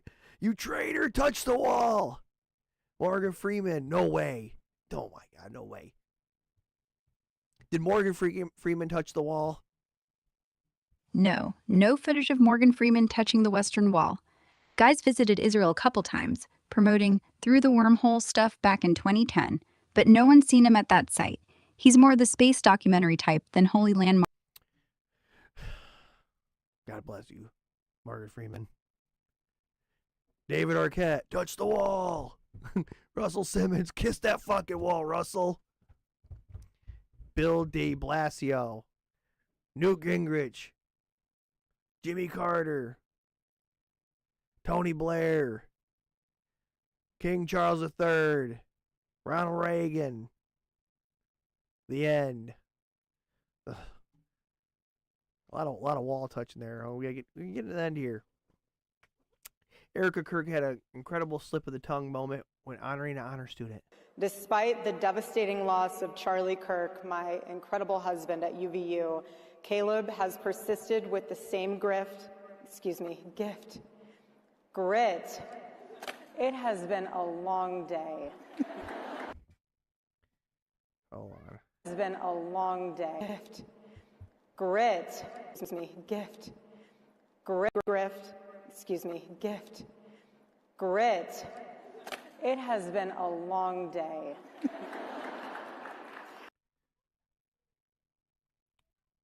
Fruit and slip. Bench Burrow will come for you. Grift gonna be more fitting. This too, she said once. The most in these past 3 months is that my husband, he deeply mattered on a multitude of levels, so much so that it proved even more once he was assassinated how much of a peacemaker he was. Did anything stand out to you? I'll narrow it down a little bit. So much so that it proved even more once he was assassinated. Once he was assassinated? Once he was assassinated. Most would use the word after he was assassinated. Oh, fuck. Damn.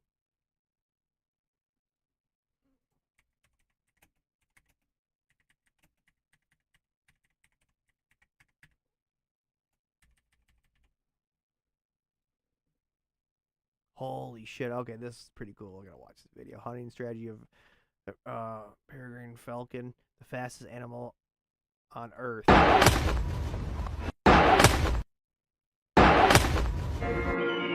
This is the distinctive hunting method of the peregrine falcon.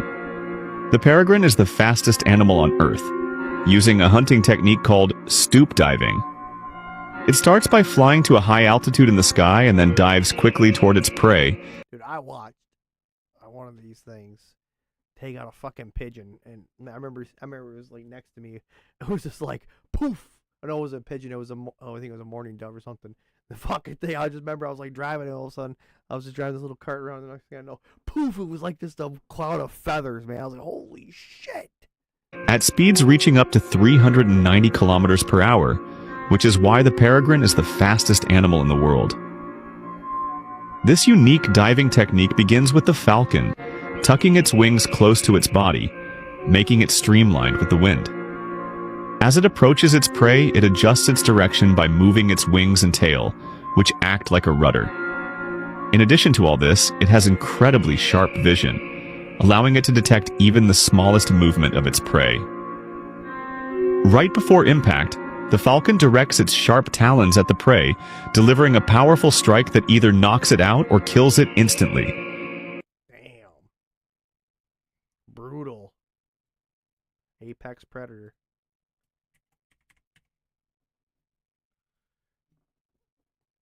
Okay, we're almost to the end. There's a new video on debt settlement was live. I keep seeing these fucking ads all the time, man. I keep seeing these ads with fucking Mario Lopez, man. Are these guys literally need to fucking do this? Like, you don't have enough money? You gotta literally succumb to doing infomercial ads about debt settlement? It's kind of disgusting, Mario Lopez. This guy's doing a fucking predatory debt settlement company. I'm making a story about Predator CoffeeZilla. Yeah. Let's go. Okay, hold on. She's got a question for Eric Kirk. Oh, is that the one? Okay, that's the one I already did. We saw that one back earlier. What was this? Oh.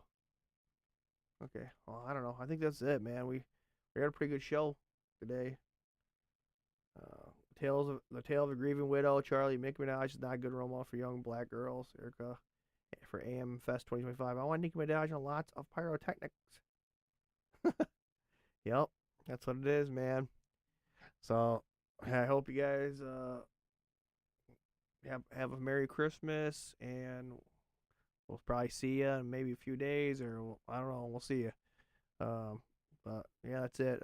Make sure you guys subscribe, like, comment. Go on Rumble, Spotify, all that. I hope you guys enjoyed the show. Comment below and tell me something. And we'll see you in the next one. Peace out. And stay free, America! Freedom!